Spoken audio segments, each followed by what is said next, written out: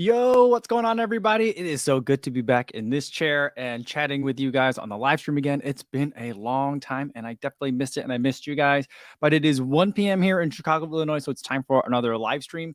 Today is Monday, December 6th, 2021. And we got a lot to catch up on because it's been quite a week since I last saw you guys. And we'll get all into that. But first, let's say hi to everyone listening on the podcast. Hopefully, you guys are having a good run out there. I know I haven't been able to post some updates for you guys, but hopefully you've been able to listen to some other great running podcasts out there to keep you company or to help keep things interesting as you're taking care of stuff at home, after work, and just relaxing. And everyone watching on the on YouTube after the fact, hopefully you're sitting back with a nice recovery beverage. I've got a little bit of afternoon coffee, although it's morning coffee that's kind of carried over. And it's going to be a perfect way to go with my coffee cake, which is what I'll be eating for the Monday mukbang today. This is that coffee cake that I usually can avoid eating when I go to the grocery store. They put it like right in the front. You have to like walk by it when you go to the grocery store. They really push it. And I got one. Oh, when I got my vaccine booster, I got one because I just felt like today's the day I'm going to eat one. And now, as I'm recovering from a marathon and a really long week, I'm going to have another one. Before I dive into that, well, let me get it open. But today I'm going with the strawberry cheesecake flavor, which I think is the flavor that I had last time.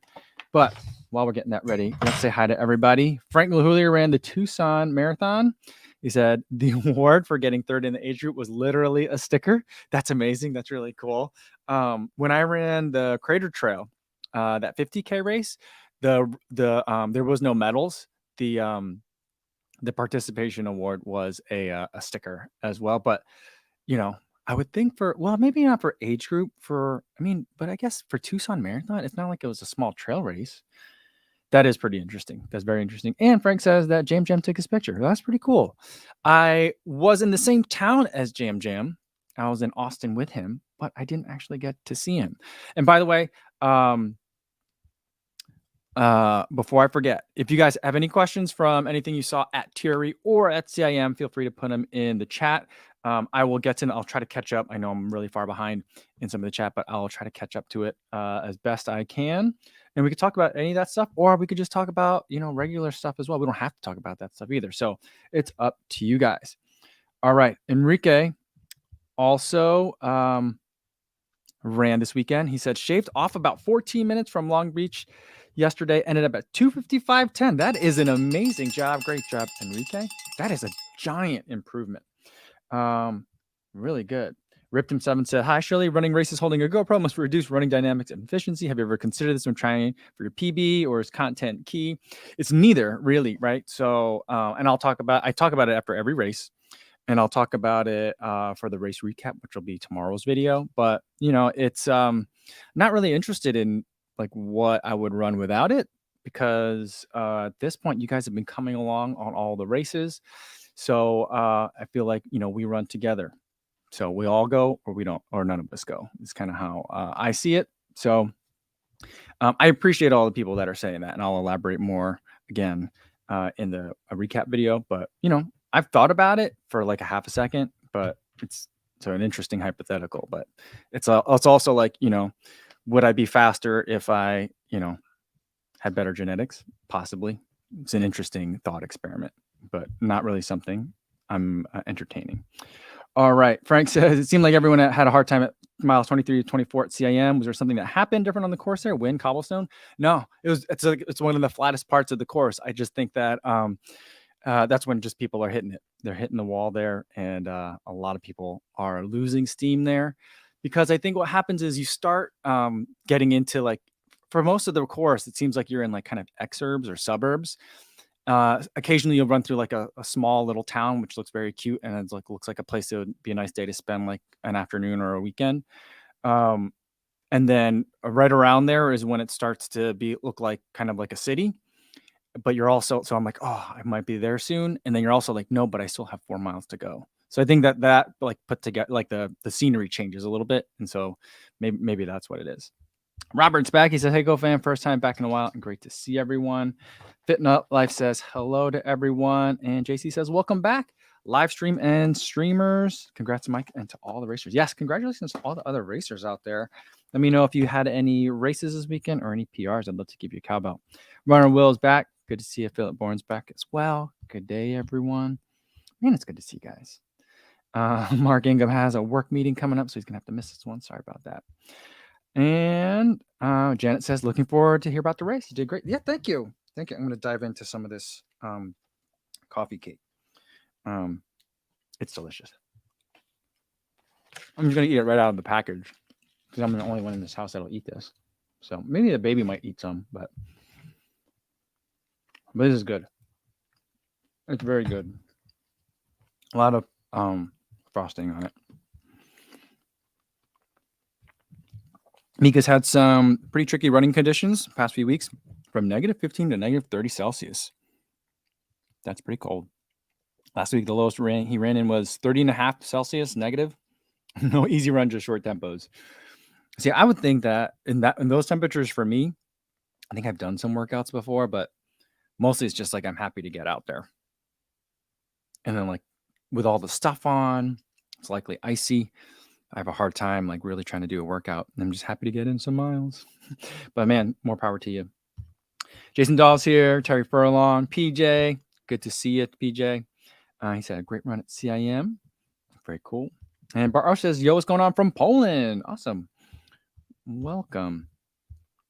All right. I'm going to scroll down. And if I missed your question, I apologize. If you want to retype it or just copy paste, I'll definitely get it. Yeah, I mean, Daniel wants to know like a preview of the recap, how the race feel.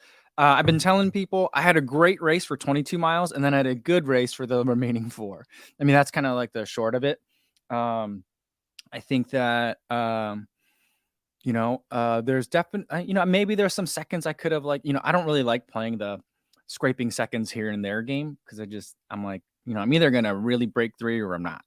I'm not interested in like, well, if I had just made sure I was running 10% faster during the water stations, then I would have had like I don't like that game. So maybe I could have gone a little bit faster in the first half. I took it maybe a little too conservatively, but then again, I pretty much hit the wall at mile 23, or what I thought was the wall at mile 23. So, maybe I hit it exactly right. And then there was that part where I did get a little bit too excited for about 2 or 3 miles. I was catching up to someone, and then we kind of ran together for a little while, and then we both kind of pick up the pace at the same time. And then I was like, no, I can't. This is too fast, too soon. So that might have been not killer or fatal, but that was like a good 2-3 miles at 640s. It felt like that was a little fast, and that might have just been like the knife's edge that put me over at mile 23. But otherwise, weather was great, temperatures were great, conditions were great. The only thing that was a little bit of a problem for me was the corrals are too small. And so most people that wanted to run with the 3-hour group had to be back in the 305 because we were really packed in. I've never been so packed into a corral before. So I don't know if like it was just an unusual number this year compared to previous years or what, but it got to the point where some people were starting to get, if we had been in the corrals for another 5 minutes, I think it would have got aggressive. It's not with me. I'm not threatening people, but like some people were getting a little bit annoyed, and there was a little bit of, well, not jostling, but it reminded me of the one time I went to New Year's Eve in Times Square. And, people kind of sway as they stand around and wait. But when they're real packed in, sometimes you might accidentally sway a little hard. I think we were getting close to that. So that was the only thing. Michael Galinas wants to know, what do I do with the camera when I'm eating a gel? I hold it in one hand. I rip open the gel with the other. And then I think I then hold the top of the gel with the camera stick. So it's like holding the stick and then pinch the top as I put the top of the gel back in a pocket. Then I'll eat the gel. So one hand in each. So yeah. Chris Tech says, I'm sure others will ask you this, but some bother if you don't get to it. But what am I most excited to try based on what I saw in Austin? I'll go with the road to make it easier for me. I'll go with the road option, and then I'll go with the a trail option. Trail is easy. Trail, I want to try that Tectonics. I think it's going to be super awesome. I love the Zenal, but I can't run it for very long. For trail relatively speaking. So to have like a trail marathon like capable or a 50K capable like Zinal sounds really enticing to me. And with like the dual carbon plates, either you're going to be like, I don't notice if there's dual carbon plates in here or not because I don't run on super technical trails, or it's going to feel super goofy. And either way, it's going to be like really intriguing. And then from the road, I think, like the Fast R definitely jumps out because it's so quirky looking. But I'm just super curious about the Endorphin Pro 3. So that's something that I really want to get on my feet. I talked to, I forget his name, but someone that stalked me at the Saucony party. I didn't know who he was, but I ended up seeing Sam from Road Trail Run. And I went to go say hi to him. Talking to someone from Saucony who ends up being pretty high up. It's in one of Sam's Saucony videos. He's pretty high up at Saucony. And I was just saying, I love the Endorphin Pro 2. I just can't. I love doing marathon workouts in them. I just can't run a marathon in it because it's a little bit too firm. He was like, I think you're really going to like number 3. But he said it in a way that is maybe, I'm like, am I? I'm not sure. I'm not sure what to take from that. So I'm just super curious. I think it looks great. I like the designs. I do think the designs are a lot of sculpting to give it that look of more foam, like that everyone's doing this year. But I do think that they've made it a little bit more, I guess, less pro and more like non-elite, and giving it a little bit more softness, a little bit more cushion. So, those are the two that I'm most excited about. PJ says, PJ ran the CIM as well. I got to meet PJ. Says, I definitely struggled at 23 and 24, but that's probably because my longest run ever at that point was 22 miles. I mean, that could be it. I just think that at that point, maybe I could have done some like carb loading a little bit better. It seems like everyone I've been meeting lately worked with Megan Featherstone, a Featherstone Nutrition. So everyone's been doing these like insane, what seemed to me to be like outlandish carb loading regimens before a race. And I definitely didn't take in as many carbs before the race as I normally would like to, like in the day or two beforehand, because I was traveling. But I should have done better on that. But I think my body just ran out of sugars. I burned maybe too much in those middle miles. Or either that, or the other very likely truth is that my body isn't strong enough. My legs aren't strong enough to run at the pace I want it to for a full 26. But I'm there at like 23, so I feel like I'm getting close, getting real close. Jason Dahl says 23 to 24 at any marathon is what his dad calls the twilight zone. There's something to get about getting past 24 that gives you a mental boost to the finish. I can't explain it. Possibly. For me, what it was is I saw Dario, a friend, someone who I became a friend with during the Chicago Marathon. We ran together for many miles in Chicago. And we didn't know each other beforehand, but then we were just spent a lot of time talking and running together. And I think he's from the area. And so there's a big Johnny Cash mural. So right at the Johnny Cash mural, which I think is somewhere like 24, 25, I saw him and it was just, that was like the exact moment I really needed to see a familiar face. And he ran along with me and he cheered me on for a little bit. And that like kind of like snapped me out of it. So that was really nice. So that for me, that's why I snapped out of it. And that helped me kind of power through for the last 1.2 or the last 2K. So it was really nice to see him. So, seeing familiar faces is definitely really, really nice. And I heard people cheering for me throughout the race. And anytime they did, it was really quiet for a lot of this course because it's a point to point, which makes it harder for spectators. And it's not like a huge, like world major marathon. So like at the 8 stations where people were like, oh, hey, it's Kofuzi. I'd be like, hi guys, and just wave at people. So it was anytime someone said something, I definitely heard it. So it was really cool to wave and see people out there. All right, let's keep scrolling. Alex has the race result from the weekend. Ran a 33:58 10K. That's blazing fast, insanely fast. And it's a full 10-minute improvement from the first he ever ran in 2014. So 7 years, 10 minutes off a 10K. That's crazy. Good job, Alex. That's great. All right. Jin says, Started running 3 months ago. Hit the first 10K under 50 minutes this weekend. Awesome. Very good. And you stay at home, work from home dad, taking care of 2 kids myself, and started snowing in Vancouver. Yeah, I mean, it's that wintertime running. I'd like to, this winter, for the next couple weeks, I'll be definitely laying low, letting the body recover. It's been a long year of racing for me, which has been great. But lay low for a little bit. And then I think January, I'll be hitting back up again. Maybe not getting right into it like full-on marathon training block, but that's when I think I'll be ready to start, putting some plans together and figuring out what I'm going to do. And it'll be snowing. I think it snowed while I was gone in Chicago too. I'm not sure. But I definitely know what you mean. And Jason, awesome work. Keep it going. Just keep running. And those times will come down. Or if you're not that concerned about the times, you'll definitely just continue to enjoy it more and more. PJ ran CIM, which was his first marathon. Goal was sub-4 and ended with 3:50, 3:51. Awesome. So the 3:55 pace group was amazing. I mean, I only had experience with the 3:05 pace group in the beginning. And I felt like it was really a good energy coming from there. I think there was 2 pacers, and they were both a little bit vocal, which I appreciate. Sometimes pace groups can be very much like, we're on a mission, and everything's very like militant in terms of how things go. But I felt like the 3:05 pace group for the time, I wasn't with them for too long, maybe a mile, and maybe not even 2 miles. But for the first mile, there was a lot of kind of instruction because everyone's super excited coming down a big hill at the start.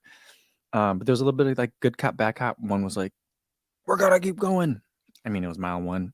That's not exactly what he said. And the other pacer was like, we're doing great, guys. This is exactly where we want to be, So it was good. It was a good mix. Daniel M says, were you happy with the shoe performance? And Bruno Luis says, how was the RC Elite for the entire race? So it's kind of the same question, so I highlighted them twice. I felt like they did great, but I did feel foot pain really early, maybe like mile 6, 7. So I was like, oh boy. And I just think that my foot was not feeling great. Even though I gave it plenty of time to heal from or like recover from like all the workouts. I just think that, it was a day that my foot was going to hurt. So, I don't think it wasn't anything that slowed me down. It wasn't anything that like made it hard to run. It's just something that I noticed. So I think whether I had picked the Adios Pro 2 or maybe if I had picked the Adios Pro 2, it would have been even worse. But I felt like the RC Elite 2s were great.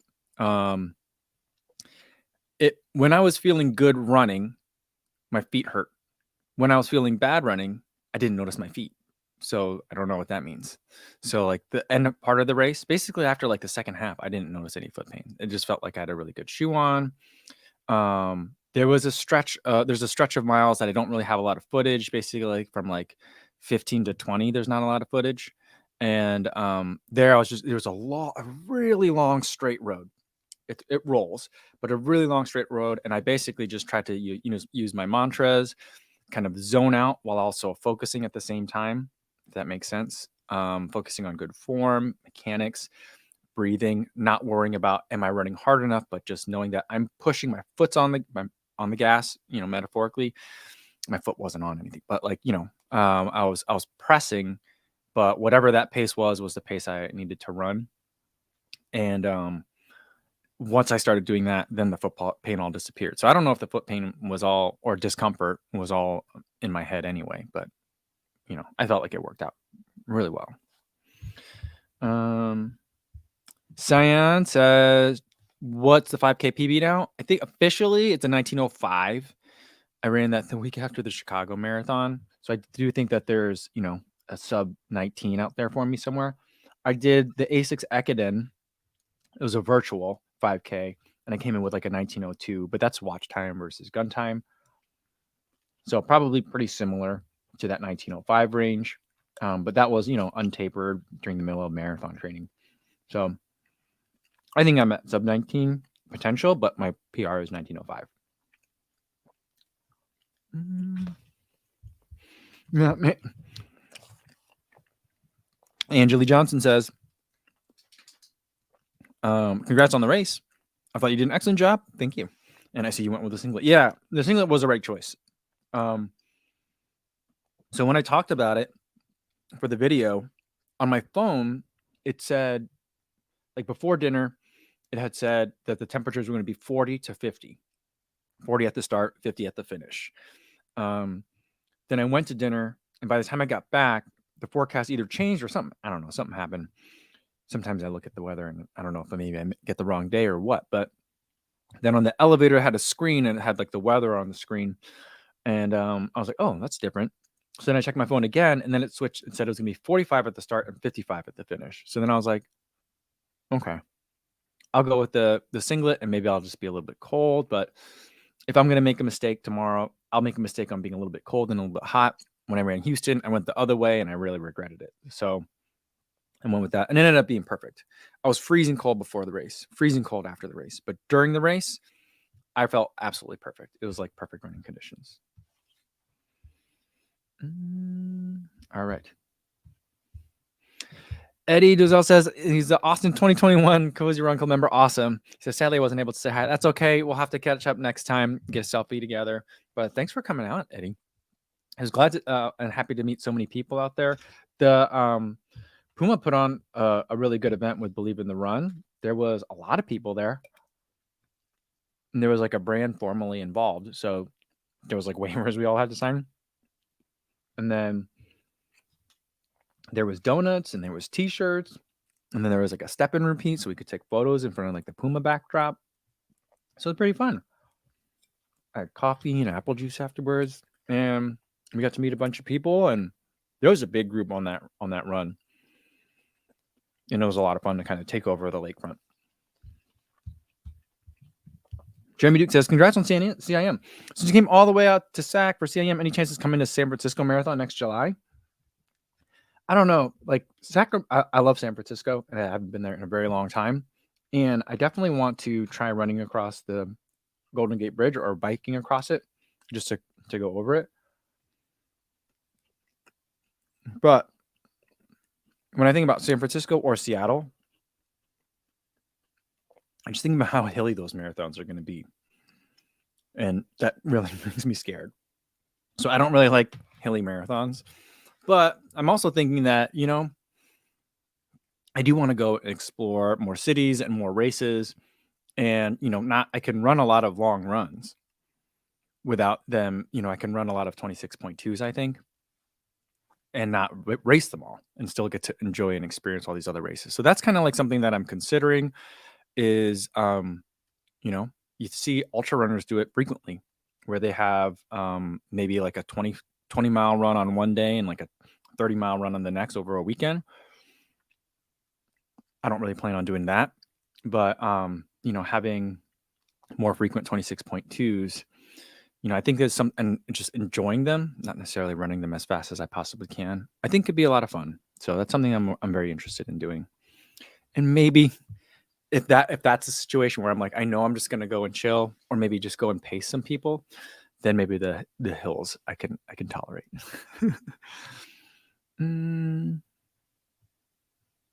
Terry says, catching up to someone, the lady with the yellow shorts and the battle braids. No, I did run with her for quite a bit. She was running with someone else who was definitely pacing her. So she had to help because he would keep getting her like noon from all the aid stations. But the person I was chasing was someone who had come to the Kafuzi Run Club the day before. I don't remember if he was running a 305, shooting for a 305 or 3 hours. I never bothered to like ask. But then I'm like, in the middle of the race, we're running together, you know? And so like, I see what you're doing. And maybe the plan is changing. And I didn't want to make anyone kind of freak out. I'm like, well, I was going for 3. Now I think I'm doing 305. You know, to say that out loud is kind of not great if that's what was going on. But yeah, he was up ahead of me for a little while. And then he had the white singlet with the Nike Aeroswift and the white Nike hat. So I was running with him for a little bit. Bridie says, the line to ring the BQ belt CM was so long, definitely maintaining the reputation as BQ factory. Yeah, it was so long that I didn't even bother. I really wanted to go ring it. But I was like, I'm so cold and shivering, and I wanted to get over to the beer tent. And so because I felt like the beer would warm me up. So I was like, I'll get the BQ bell later. And then I did come back to it later, and I was like, I still don't want to go wait over there. So I never ended up ringing it. I do regret that. I should have just waited.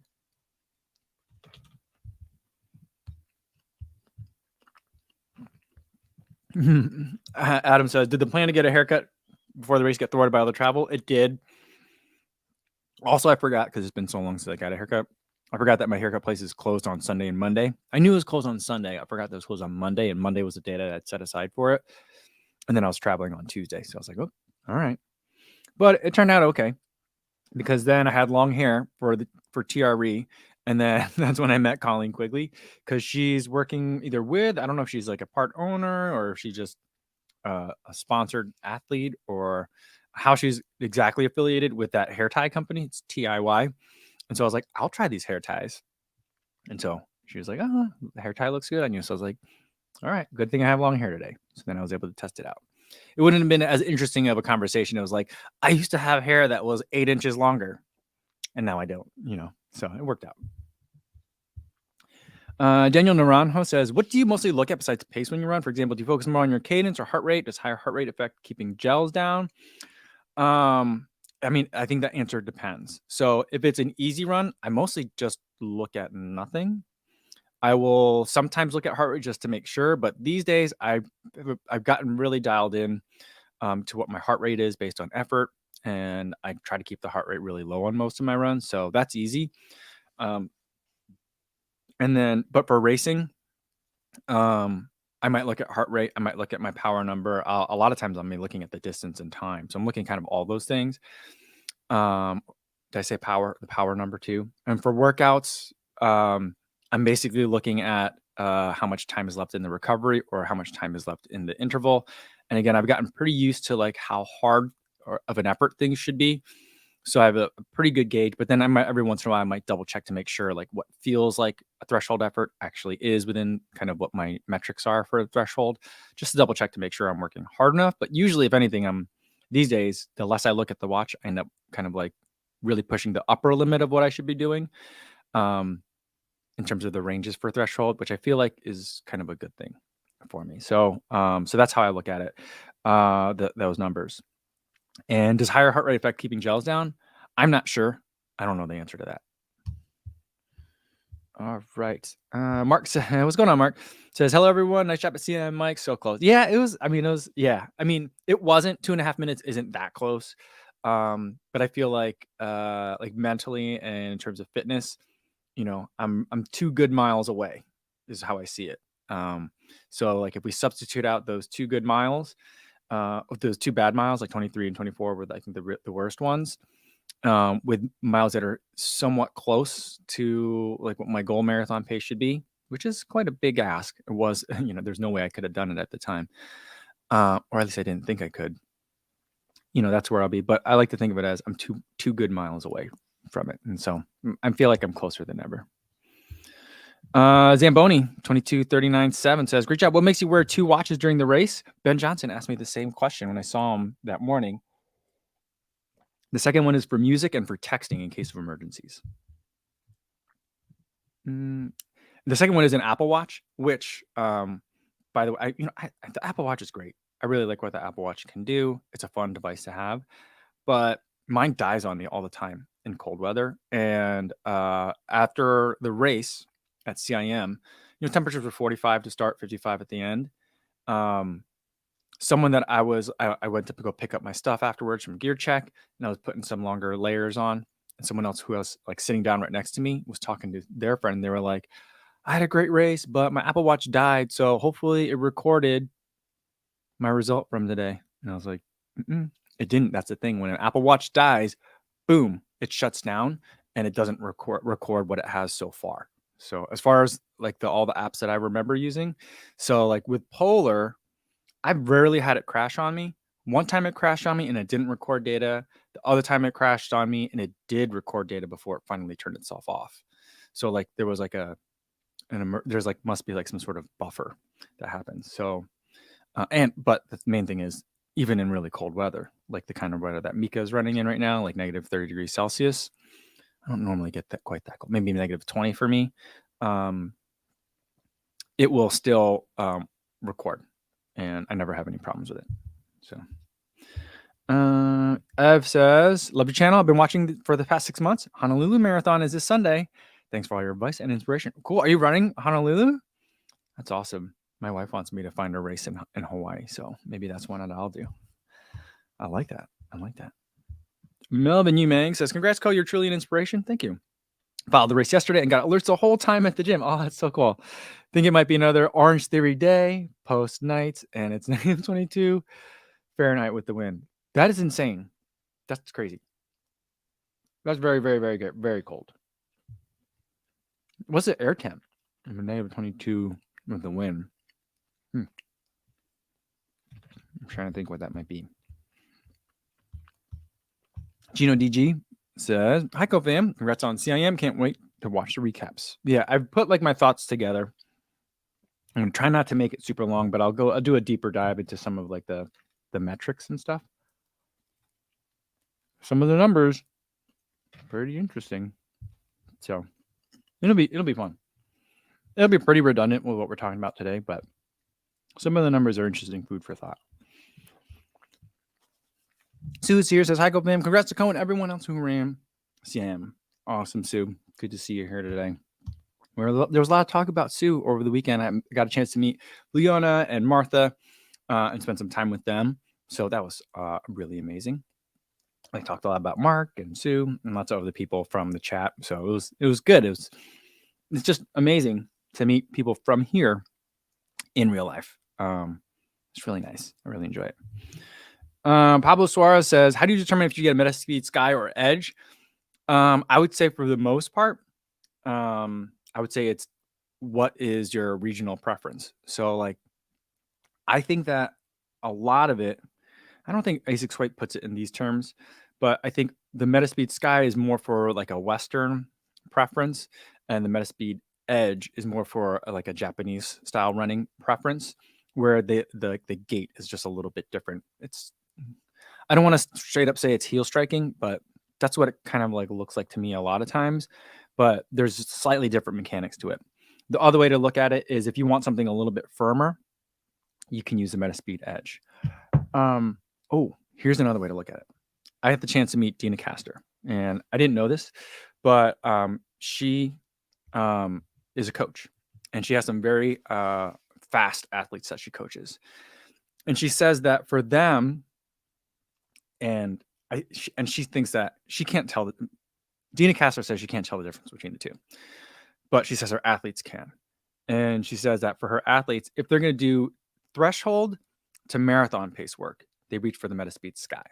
If they're going to do threshold to faster paced work, maybe they're doing 5K repeats, 5K pace repeats, or 3K pace repeats. If they're doing something faster, then they'll reach for the Metaspeed Edge. So that's how someone who has experience with a lot of elite athletes kind of differentiates them. So that might be another way to look at them. But from a practical perspective, I think the Edge is hard to get in the United States.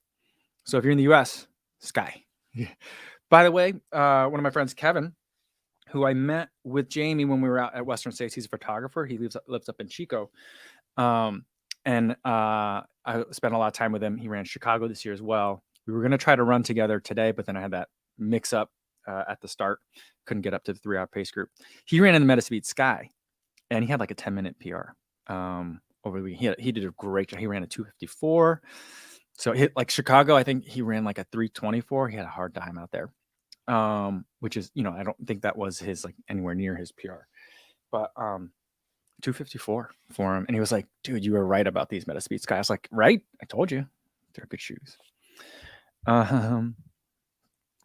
Jamie Duarte says, or Jaime, maybe Jamie. Says, "What hat were you wearing at CIM?" It was the Path Projects hat. It's the John Muir hat, or the Muir cap. I have two of them. One is new. The other one I've used so much and washed it that the Path Project logo has washed off a little bit. But that's the one that I wore. All right. Sariano Run says, "Congratulations, Kofuzi, on the race. And I just ran the Tucson Marathon with Frank. Awesome. And he placed second overall. Whoa, awesome. That's so cool." He says, "A very tough course. Didn't even get to the podium, and I was puking my guts out in the back." That's amazing. Oh, great job. That's so cool. Very, very cool. Awesome. Chris Dyke says, I was surprised Skechers gave Sam from Road Trail Run an interview for their shoes, but they wouldn't let you take pics. Yeah, I'm guessing that Sam knows people over there and set up a chance for like their product person that is like versed in the product and knows all the talking points to talk about them. And so I'm gonna say that they probably thought I was just some random retailer or whatever, and was just gonna take pictures or something, or maybe they thought I don't know what they thought I was, but that's okay. Sam has been in the business for a long time, so I'm sure that he has all the relationships. But I don't.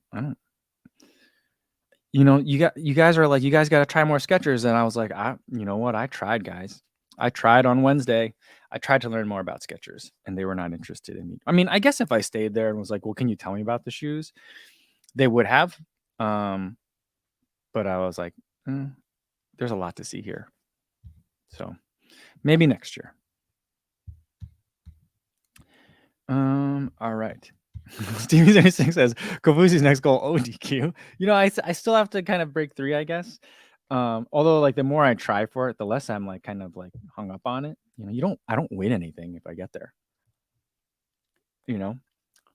Apparently someone sent me a link to a Let's Run conversation about me. But it's not the first time that's happened.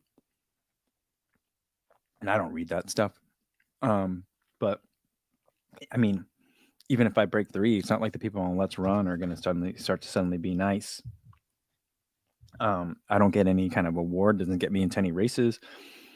Doesn't get me good for age for New York City Marathon either. I had to run a 2:55 for that, or maybe a 2:50. So like 3 hours doesn't really mean much, except for the fact that it's a round number, an even prime number. Not that makes any difference either, but it's just a number. So. John says, isn't CM downhill though? That's what I always thought. Yeah, it is, but there's according to, I'm looking at my notes here.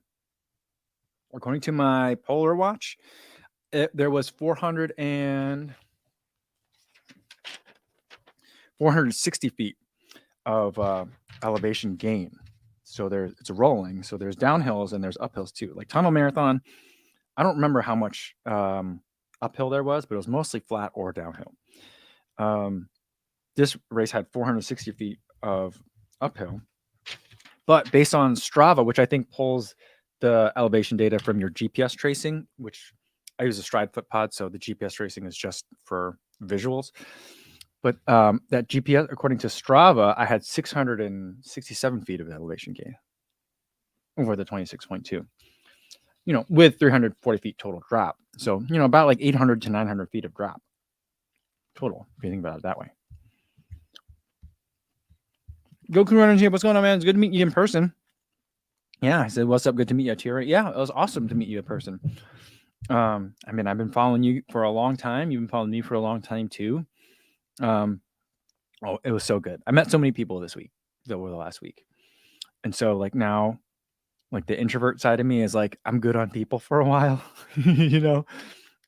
but at the same time, I feel relatively energized from an introvert's perspective, to have met so many people. It was very like a rewarding experience to meet so many people in person. So it was really good. It was good to meet you. Mark Vergara says, dude, I saw your time at CIM. So impressive, man. You're getting under 3. You're right there. I think I'm there. It's kind of like what I was saying with the 19 minutes for the 5K. I think I'm there fitness wise. I just have to kind of like go do it. But like I was also saying, the more I try it for it, the less I'm kind of interested in it. Maybe I'm distracted. Maybe I'm scared. Probably a little bit of all that stuff. But, if we get there, we get there. If we don't, we don't. I'm still having a great time running. Melvin said, do you want to come to Ottawa in May and run another 4 with a buddy and me? It's the biggest running event in Canada. Ottawa, I don't even know where that is on the map. But I feel like Canada in May is probably really nice because Grandma's is up in Duluth on Lake Superior in June, like early, or usually mid-June, I think. And they say it's like perfect running weather. Maybe a little bit buggy. But May? Oh, you know what? I think in May, I was real bummed. So at CIM, I don't know if I'll be able to do it, Melvin.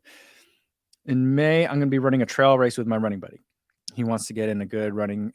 He can't do grandmas, which I was like, dude, let's do grandmas. Let's do grandmas. Point to point. It's net downhill. People usually do really well there. We both like Lake Superior, like that area. It'll be a fun like weekend trip. It'll be perfect. But the timing doesn't work out for him. So he wants to do another marathon. And so we found one very close to where I did that trail half marathon the other day. So we're going to do that one in May. And unfortunately, it's also the same day as the Eugene Marathon. So I met the guys, some of the guys that work for Eugene Marathon at the CIM Shakeout. It was good to meet you guys too. And they're like, we'd love to have you come out. And I was like, what's the date? And they're like, May 1st. I was like, oh, it's the same date as the other marathon that I'm already registered for. So, but I was like, let me know if there's anything I can do to help promote it. Because Greg Itahara is going to be doing the merch for the Eugene Marathon this year. So what way do you top last year's race medal being pieces of actual Hayward Field? Get Greg Itahara to design all your race gear for the following year. I mean, right? So I feel like it's going to be pretty good. Yeah. Andrew Hahn says, doing a full block. What's going on, Andrew? Good to see you, man. Hope you're doing well. He said, doing a full block from December to February in Chicago is rough and like a fool. I'm right in the middle of one. He's going to be doing Austin in 2022. That's a hilly one. So, get some hill where you got to get out in some of the woods around here and do some hills because Austin is hilly. But yeah, that's going to be tough. Do you have a treadmill? I think you have a treadmill, don't you? Because I think that will, I would probably do that for your workouts. Sorry, I'm a little bit burpy from eating all this coffee cake. Just to give you guys an update on the time situation for this, I'm about halfway through. So I'm doing all right. Making good progress on the coffee cake. I didn't think I was going to eat the whole thing during our time here together today, but I think I'll maybe get at least halfway. But yeah, but I'm trying to figure out what I want to do because I don't want to do a full training block in January here in Chicago, but maybe I need to get on the treadmill. I'd like to get on a treadmill a little bit more. There's some in my building. Maybe I'll feel comfortable going back to that little fitness center then. But yeah, I haven't been in that room in a couple of years now. Santosh Katwal says, hi, Cohen family. You all are awesome source of inspiration for me to keep running. Just came back from a 10-mile run in the cold and windy weather. Great job, Co at CIM. Nailed it, bro. Thanks so much, Santosh. And great job getting out there in some tough conditions. But, winter miles means summer smiles is what they say. All right. So time to start building up base. Don't worry about running too fast or anything. But just get out there, keep it running, keep that level of fitness up. It'll be a good 2022. Or for some people like Andrew, who's going to be doing some racing in February, you got to get out there, get those workouts in. All right, let me find here. Oh, here we go. Here we got something from Ray. What's going on, Ray? Says, thanks for the super chat. Says, how would you contrast your experience between the Metaspeed and the RC Elite? The RC Elite feels to me a little bit more almost like a training companion shoe because it's a lot softer and it's not as poppy. The carbon isn't quite as prominent. But with the Metaspeed Sky, I just feel like I definitely get, marathon racer vibes from it. Also would love to have it for a half marathon race. I think I've done a 10K in them too, or a virtual 10K. Well, I did. I for sure. Yeah, I did do the virtual 10K. No, I did the 10K in the Magic Speed. But so I've done everything but I did do a 5K in them. So, that shoe is a race shoe for me. And I love it. And the RC Elite, just because it is a little bit squishier, has a little bit more of a training feel to it. But it's lightweight, and it carried me to one of my fastest marathons ever. So, and I'd like to put it as my fastest marathon in my 40s. So definitely no slouch, that's for sure. They're both really great race shoes, but I guess springy versus squishy is kind of how I put it. All right. Let's see.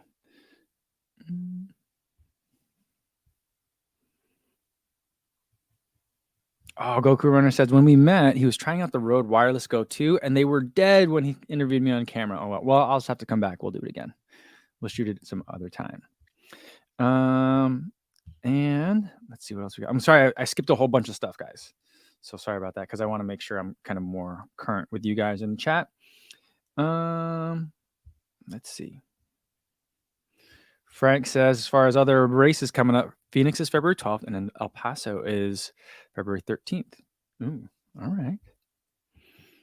Jennifer Herring, what's going on? Jennifer says, congrats, Kofuzi, congrats to all two.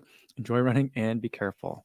All right, guys, I'm about to lose, or I just lost the regular camera. So we'll go to FaceTime, and we're going to be really close in on me, I think.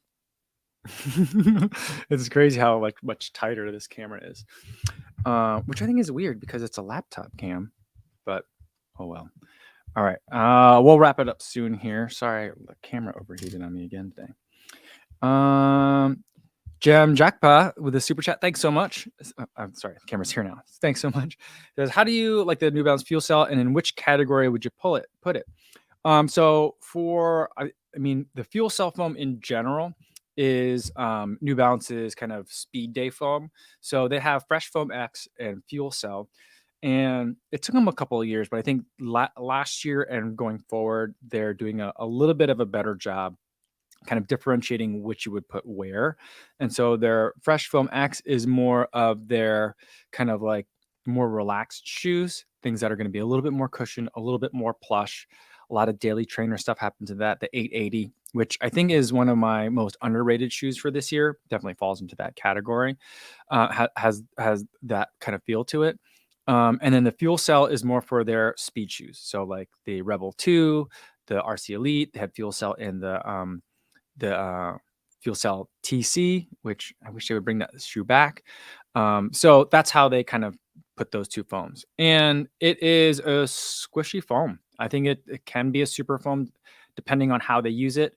Fuel Cell tells you a little bit about what they're doing, but that's like a big umbrella under which a lot of different types of foam can kind of be depending on how New Balance is using it and how much of it they're using. So I hope that answers your question. Let me know if you're talking about a specific shoe. Manny says, Grandma's in Duluth has been really hit or miss the past few years. I hear Indianapolis is now a solid non-scenic marathon. Your thoughts? I like Indianapolis a lot. But the thing about it is, I mean, I've only run it the one time, and I don't know if they fixed it. But when I went, everything was self-seated, and there's a marathon and a half marathon.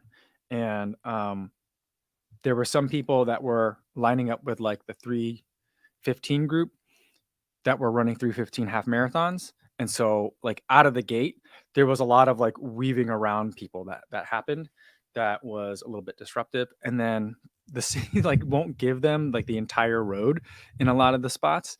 And so there were parts where I was running in a pack of people. We had one lane of the road and there was cars like whipping right by us. And so I was like, I mean, I get it. It's Indianapolis, city of the Indianapolis 500. It's car country over there. But I'm like, for one morning, could you like close some of these streets? And it's not like, I mean, it's Indianapolis. There's plenty of space for rerouting and detours and stuff. So they could have. I feel like they could figure stuff out. That's the only thing I don't like about it. Is some of like I mean it's just a little tight, unnecessarily so. I think in some places. All right. Philip Road says, "Great job, Co. Now I think every time I make the dad sandwich with the bread ends, yeah, it's a good sandwich. I didn't have one this weekend, so maybe I would have done better if I had a dad sandwich." Noah Williams says, "What'd you think of Sacramento? It seems like a ghost town."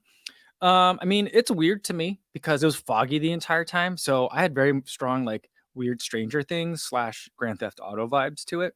So that's kind of what was going through my mind. So like the haze and the chill made it feel like Stranger Things, but the palm trees made it feel like Grand Theft Auto, like Grand Theft Auto San Andreas. So like, yeah, that's kind of like what I felt. And then the parts that were nice were really nice. I enjoyed very many parts of them. That park that's right around the state capitol it's surprisingly big for like being something in the middle of the city. And it's not even a park; it's just kind of like a big green space, which I thought was really nice. And like the part by like the King Stadium, really nice and well built up. But like then there would be like entire blocks where there was all the storefronts were closed they used to be restaurants and shops and stuff, and then they're just closed. And so that part got a little bit weird. But yeah. All right, let's scroll down a little bit more. We'll do a couple more, and then I got to get going for today. Langston Hawkins says, great work this weekend, Co. The Fuel Cell Rebel 2 is giving me some foot pain. Any idea why? It's my first plated shoe, by the way. Well, the Rebel 2 doesn't have a plate, right? It didn't have a plate this year. I mean, the Rebel version 1 had like a shank in it. I don't think the Rebel 2 has a plate, does it?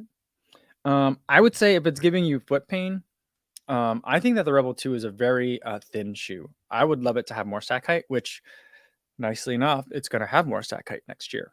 But for me, I use it for mainly like speedier workouts or shorter, faster runs.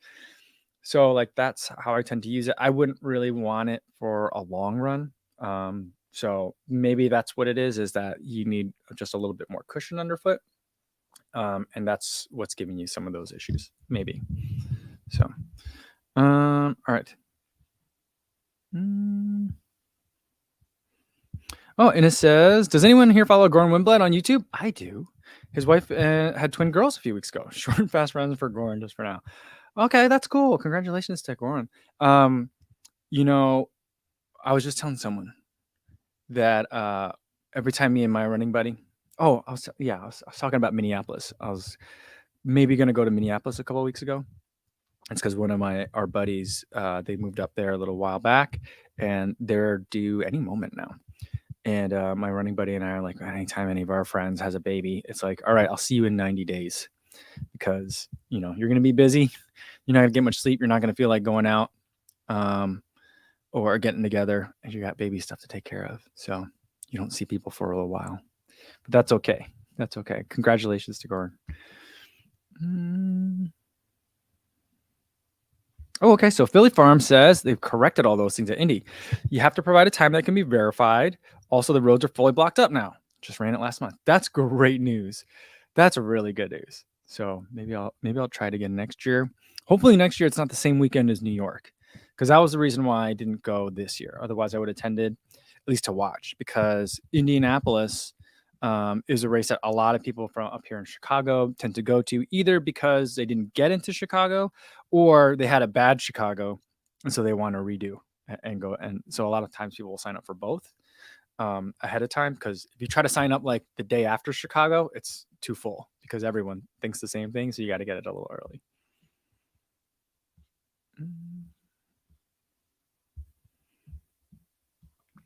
Matt's here. What's going on, Matt? It says, congrats on the race, Co. Hope you're celebrating a little this week. Yeah, I'm celebrating with pastries I normally wouldn't eat. I've got like the grocery store coffee cake. So that's the little celebration. And someone commented on, I think on Instagram yesterday, like, great job on the race. Hope you're celebrating. And I was at the airport to fly back home, and I was like, well, I am eating Freshie right now, which is not much of a celebratory meal. Although, like, I miss Freshie. Now that I don't like go work downtown, I don't get to eat Freshie anymore, and I really liked Freshie. There aren't any in my neighborhood. So that was a nice actual treat, though.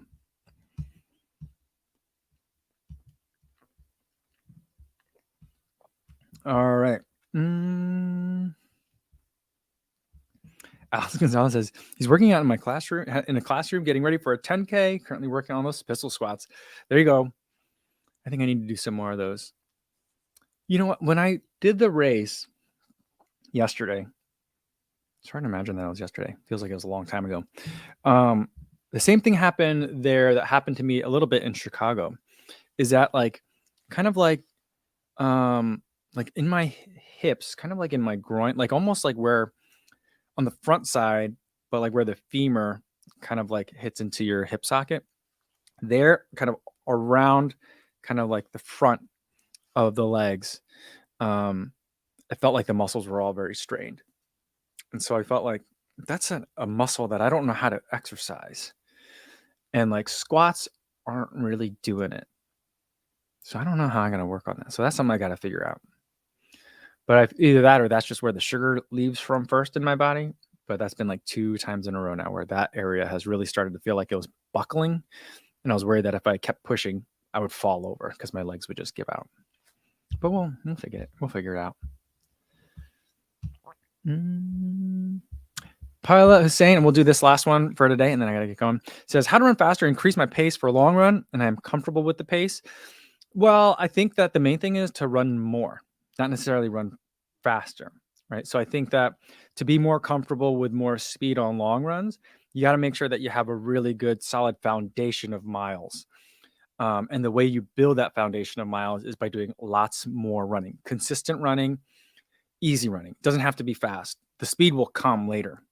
And once you have that foundation, you can also then put a lot of speed work on top of that. But like for now, like make sure you're building that base. So if you're running 2 times a week, try to get to that 3 times a week number. If you're running 3 times a week, try to get to 4. 4 times a week, try to get to 5. And on that extra day that week, it can be a long run, it can be a short run. Just make sure it's easy because you want to gradually build up your mileage and then work on your consistency. For a long time, I ran from like spring to fall, and then I would never run in the winter. And I didn't think that was a problem. And I'll just be like, all right, you just get back into shape every spring. But I didn't realize that you're losing a lot of opportunity there to build on year upon year upon year of running. And that's how you'll get to be faster. So that would be my answer for you. All right, guys. We'll do one more. What it do from Remy? What's going on, Remy? How are you? He said, well done, Boston Bound. Yeah, I'll be seeing you soon. Well, I'll probably be seeing you for this year's Boston as well in 2022, although I won't be racing it this year. But I think I'm working on some stuff to happen, maybe, for Boston. So almost definitely I'll be out there. So hopefully I'll see you in a couple months. Yeah, good to see you, man. Good to see you. That's a good place for me to end it for today, everybody. Thanks so much for tuning in. Tomorrow, I don't know if we'll play a game or not. Maybe we'll do some trivia. But we'll definitely have another live stream tomorrow, same time as today. And also Wednesday, if you guys didn't get enough of TRE, I'm going to have Tommy Runs join me on the live stream. And we're going to do kind of a recap of what we saw, what we liked, and just overall our experiences from TRE. So we'll do a recap of that on Wednesday. I'm really going to try to make sure I'm getting more friends onto the live stream. So as much as I love talking to you guys, I think you guys like hearing from some other people too. So I'm going to try to make sure I'm making more of an effort to get friends to join in on the live stream. So hopefully you'll be there on Wednesday as well.